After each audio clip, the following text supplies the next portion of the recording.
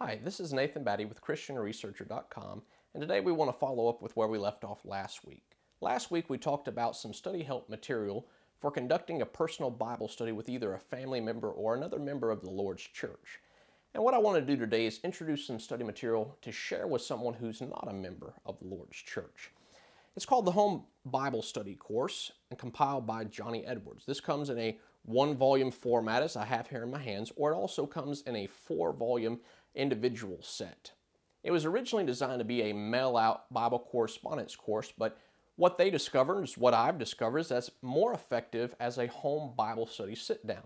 It has 4 basic lessons to the study. The first is on authority and religion. The second is on God's plan for saving man. The third is on the church, and the fourth is on the worship of the church. The first lesson dealing with authority in the church is one of the most important lessons I think we can study with anybody. No matter who it is that we're studying with, no matter what background, if we don't come to understand and agree on the topic of authority, we're never going to understand or agree on anything alike. It's pointless to talk about baptism if we don't believe that the Bible is the one that has the answers to all biblical questions.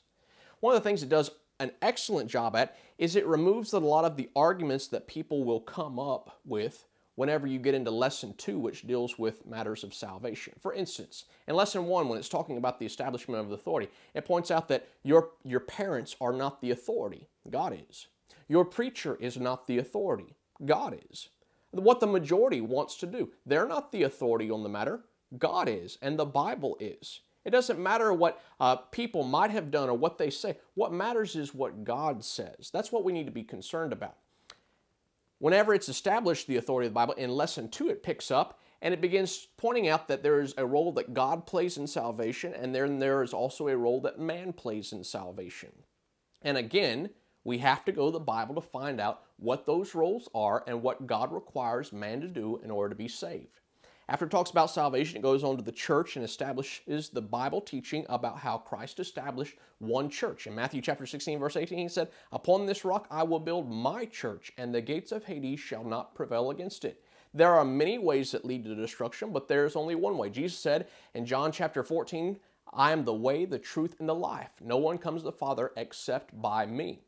Following the material on the church, it also talks about matters of worship. And one little caveat that I would put here is that the writer of this material does believe in Bible classes, which we don't, and so you need to be aware of that, but it does give us an opportunity to explain why we don't have Bible classes. However, beyond that, the material is excellent and points out how we worship and why we worship the way that we do.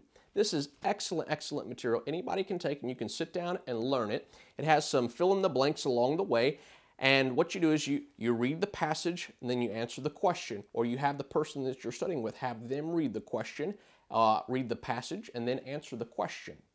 These are very inexpensive, but one of the most helpful Bible study tools that I've found personally in studying with unbelievers about the Word of God. Stop by our bookstore and pick one up today and set up a Bible study. Maybe there's somebody from work or a friend that you've wanted to talk to, but you've been leery about how to go about having the Bible study. Pick one of these up. Go through the material first yourself, learn it, learn how to present it to your friend, and then get busy sharing the Word of God. Thanks and have a great day.